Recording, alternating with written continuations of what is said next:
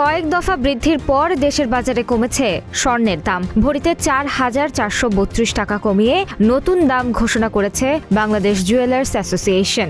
আজ শনিবার বাজুসের সর্বশেষ ঘোষণা করা দামেই স্বর্ণ বিক্রি হচ্ছে। এর আগে বৃহস্পতিবার সকালে এক বিজ্ঞপ্তিতে বাজুস জানায়, স্থানীয় বাজারে তেজাবি স্বর্ণের মূল্য কমেছে, ফলে সার্বিক পরিস্থিতি বিবেচনায় স্বর্ণের নতুন দাম নির্ধারণ করা হয়েছে। নতুন দাম অনুযায়ী দেশের বাজারে প্রতি ভরি ২২ ক্যারেটের স্বর্ণের দাম পড়বে ২,৪৭,৯৭৭ টাকা।